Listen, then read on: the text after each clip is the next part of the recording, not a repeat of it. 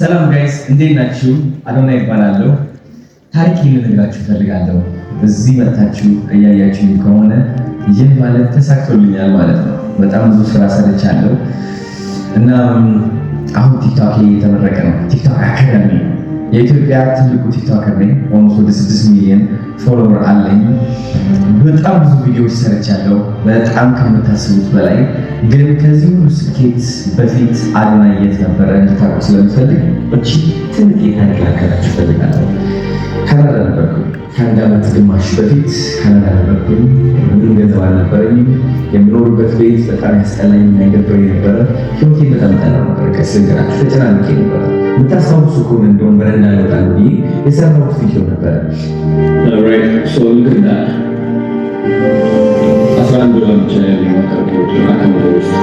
ካናዳ ሰጅቶን ለ7 ዓመት ሙሉ ኖሬ ሳልቀየር 20 ሚሊዮን የሚለውጥ ችግሩ ምን?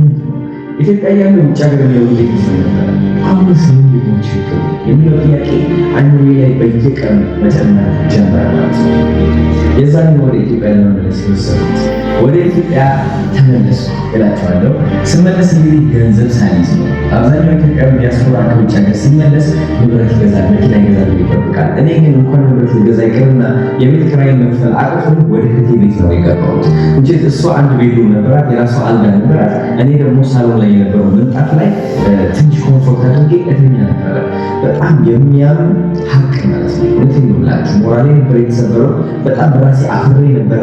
እንዴት አድርገ አዶናይ 7 ዓመት ሙሉ ካናዳ ኖረ እንዴት ቤት ኪራይ መክፈል ያቅትሃል?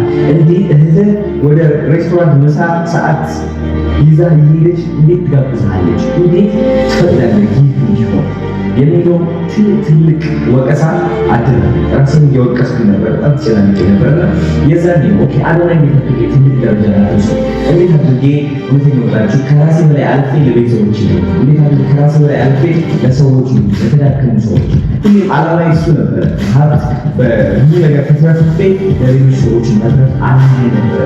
ይህ ነገር ግን የዛኔ አላሳካሁትም እና ግን እቅድ አውጥቷል። ኦኬ ሶ ለብዙ ጊዜ ኮንሲስተንት የሰራው አንድ ነገር ቢሆን ቲክቶክ ግን ደግሞ ቲክቶክ ኦልሞስት 50% ሲሪየስ ነው የነበረ ቪዲዮዎች ይሰራሉ። አዶናይ ቆንጆ አይደለም፣ ቆንጆ አይደለም። ምን በጣም መጥፎ ነኝ፣ ከሰዎች በታች ነኝ፣ ነኝ ምንም ጥቅም የለኝም፣ አልረባም፣ የምናገረው ነገር መሰማት የለበትም፣ እኔ መጎረር የለብኝም፣ ቀና ብዬ መሄድ የለብኝም፣ ራሴን መውደድ የለብኝም፣ ከሰዎች በታች ነኝ፣ ሀብት አይገባኝም፣ ድህነት ብቻ ነው የሚገባኝ።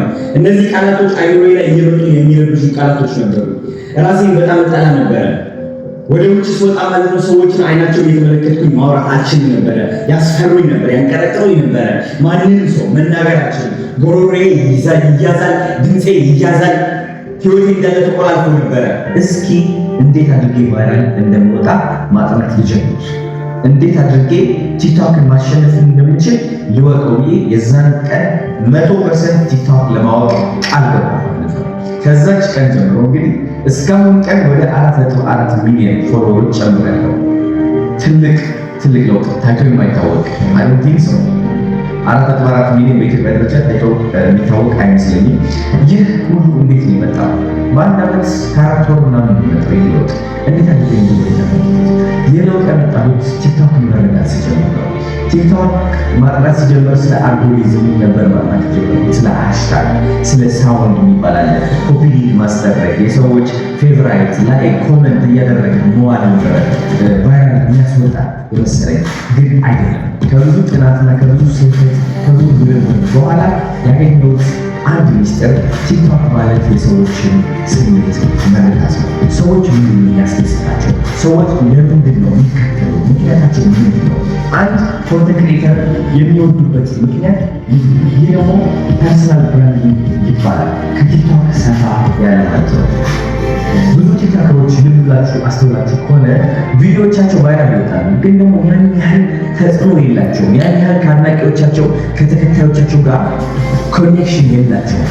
ለምን? የፐርሰናል ብራንዲንግ ሚስጥር ስላላወቁት ማለት ነው። እኔ እንግዲህ በወሬ ብቻ ሳይሆን በምስክርነት አሳይቻቸዋለሁ። ያለፈው ዓመት 2025 4 አዋርድ አሸንፊያለሁ። which is TikToker of the year, best lifestyle, best motivational ከዛ ደግሞ ጂ ፓወር አዋርድ አሸንፊያለሁ ማለት ነው በአንድ ምሽት ውስጥ።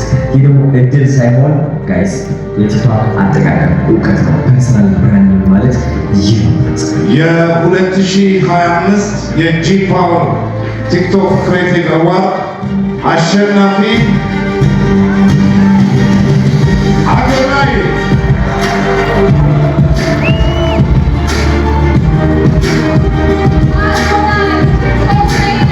ስለዚህ እናንተ ከዜሮ ተነስታችሁ አሁን ካላችሁበት ህይወት ተነስታችሁ ሜቢ አሁን ጨንቋችሁ ሊሆን ይችላል። ምን አይነት ቪዲዮ ነው የምለቀው? ምንድን ነው ማለት ነው? እንዴት አድርጌ ቲክቶክ ተጠቅሜ ህይወቴን ልቀይር?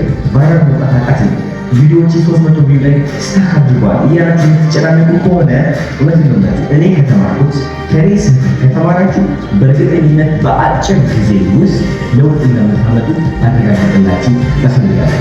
ምክንያቱም ኦልሞስት በሺዎች የሚቆጠሩ ቲክቶከሮች ህይወታቸው ላይ ለውጥ እንዲያመጡ ቲክቶክ ላይ ቫይራል እንዲወጡ አግዛቸዋለሁ። ለምሳሌ ማርያም እንግዲህ አሁን ኦልሞስት ወደ 500,000 ፎሎወር ልትገባ ተቃርባለች። በጣም ጎበዝ ሴት ነች። ቲክቶክ ትሰራለች። እኔ ያስተማርኳት ከኔ ጋር ትምህርት ከጀመረች በኋላ ከ2,000 ምናምን ፎሎወር ወደ 7,000 ፎሎወር በሳምንት ውስጥ ነው የተሻገረችው። ልክ እንደሷ ደግሞ በጣም ብዙ ኮንተንት ክሬተሮች ከኔ ጋር ትምህርት ሲጀምሩ በጣም ብዙ ፎሎወሮች እና ከኦልሞስት 501,000 ቪው ወደ 1 ሚሊዮን በላይ ቪው በ7 ቀናት ውስጥ የተሻገሩ ቲክቶከሮች በጣም ብዙ ናቸው። ስለዚህ መናገር ብቻ ሳይሆን በተግባር እኔ ላይ ራሴ አድርጌው አሳይቻቸዋለሁ። ከዛ ደግሞ ክላይንቶች ደግሞ በተሳካ ሁኔታ አሰልጥኜ ህይወታቸውን እንዲቀይሩ፣ ፕሮሞሽኖች እንዲያገኙ፣ ከካምፓኒዎች ጋር ተቀጥረው እንዲሰሩ አግዣቸዋለሁ ማለት ነው። የአዶናይ ታሪክ ተቀላቅሎ አዶናይ ጋር መስራት የት እንደሚያደርስ ነው ማሳያችሁ። እዩት፣ ቢፎር እና አፍተር። እኔ ደንግጣለሁ እኛ ራሱ። ስለዚህ ቲክቶክ መጀመር ፍላጎታችሁ ከሆነ አሁን በደንብ አድርጌ ስልጠና ሰጣችሁ ተዘጋጅቻለሁ። እንኳን ወደ አዶናይ ቲክቶክ አካዳሚ በሰላም መጣችሁ። አዶናይ ይባላል።